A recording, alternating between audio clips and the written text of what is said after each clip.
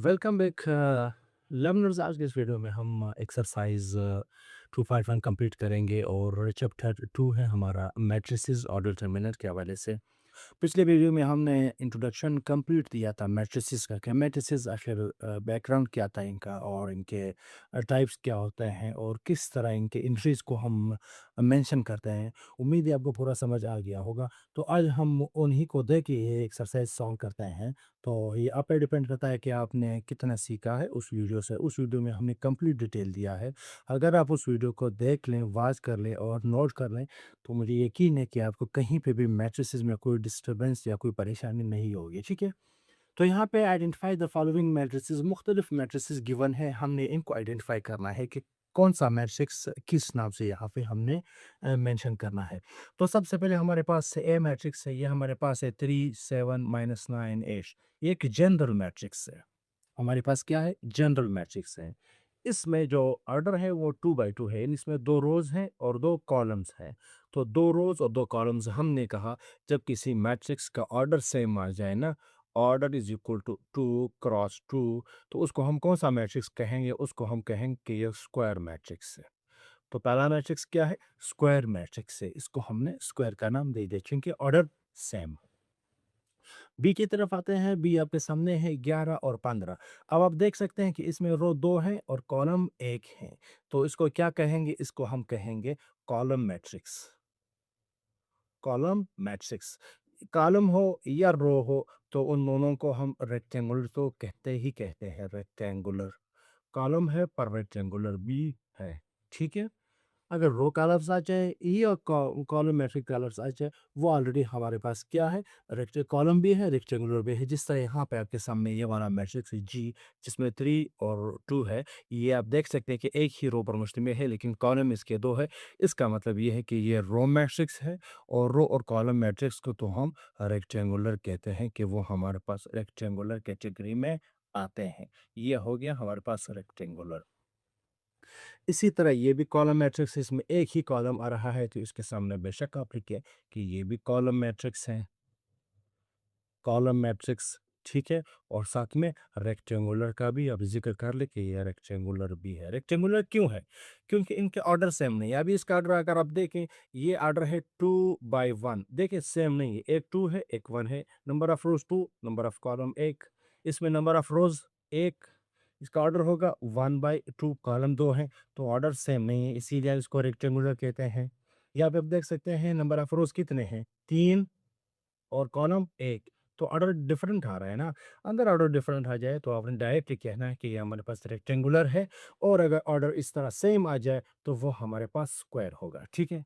ये मैट्रिक्स क्या आपके सामने लिखा हुआ है कि ये कौन सा मैट्रिक्स है। अंदर आप देखिए एंट्रीज में कोई खसूसियत नहीं है, इन एंट्रीज की जनरल एंट्रीज उन्होंने डाली हैं, तो इसको हम कहेंगे कि ये हमारे पास स्क्वायर है। क्यों स्क्वायर है?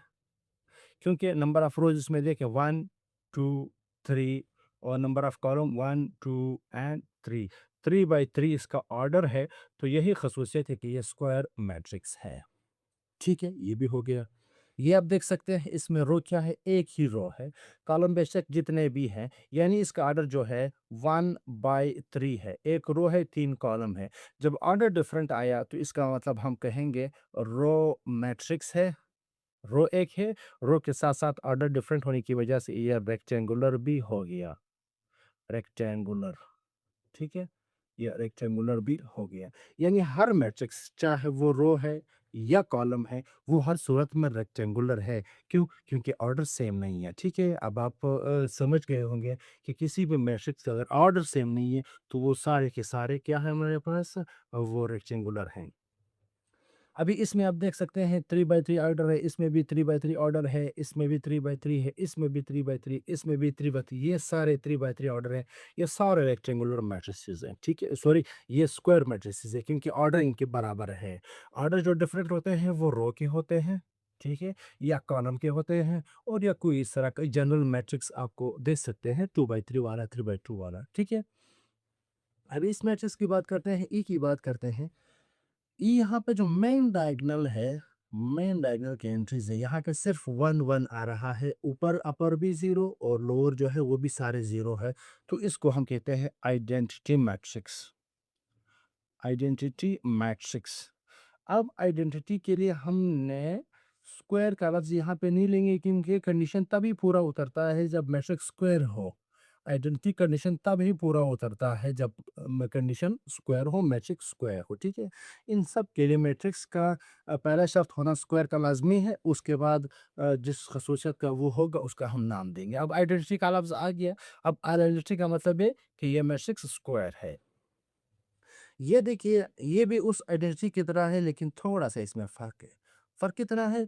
जहाँ-जहाँ पे आइडेंटिटी में 1 आता है, यहाँ पे स्क्वायर रूट 7 आता है। कोई नंबर है, ठीक है? कोई वेरिएबल हो सकता है, कोई नंबर हो सकता है, कोई फ्रैक्शन हो सकता है, तो उस मैट्रिक्स को फिर हम कहते हैं ये स्केलर मैट्रिक्स है। ठीक है? ये क्या है हमारे पास? ये स्केलर मैट्रिक्स है, ठीक? अगर 1 हुआ तो उसको हम आइडेंटिटी कहेंगे। अगर 1 जैसी वैल्यू आ रही है तो उसको हम स्केलर कहेंगे। शर्त ये होगा कि तीनों वैल्यूज़ 1 ना हो, लेकिन 1 के अलावा तीनों एक जैसे हों, ठीक है?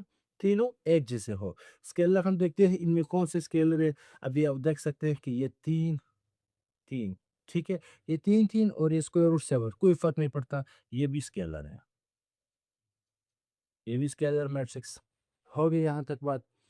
अब स्केलर तो हो गए जिसमें में डायगोनल सेम हो, ठीक है।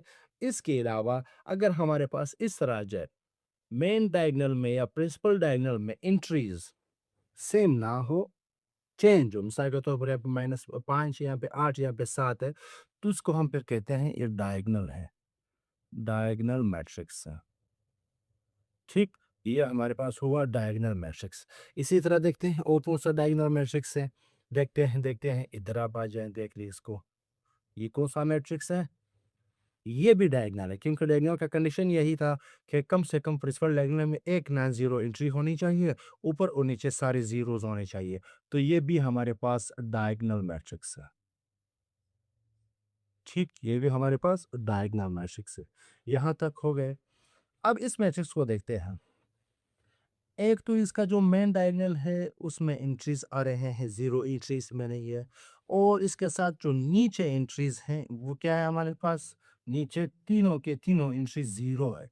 जब नीचे तीनों एंट्री ज़ीरो हैं तो ऊपर वाला हिस्सा पावरफुल बना ना, ऊपर वाले 3 एंट्रीज जो है वो नॉन ज़ीरो है, यानी ऊपर पावरफुल बना, अपर पावरफुल बना, तो हम इसको कहेंगे upper triangular matrix. Upper triangular matrix, upper triangular matrix. ये समझ लें, ये सीख लें, आगे ऑपरेशंस के दौरान आपको काफ़ी काम आएगा, ठीक है? ऑपरेशंस में बड़ी इंटरेस्टिंग भी है और थोड़े डिफ़िकल्ट हैं।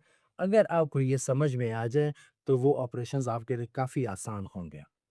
यहाँ पे आप देख सकते हैं ये मेन डायगोनल है। सबसे पहले आप मेन डायगोनल को वाज़ेह करें, फिर आपको समझ में आ जाएगा। अब मेन डायगोनल के ऊपर जो एंट्रीज़ हैं वो सारे क्या है? वो ज़ीरोज़ हैं, यानी लोअर एंट्रीज़ पावरफुल हैं। लोअर एंट्रीज़ पावरफुल है तो मतलब ये होगा lower triangular matrix, triangular matrix, ठीक?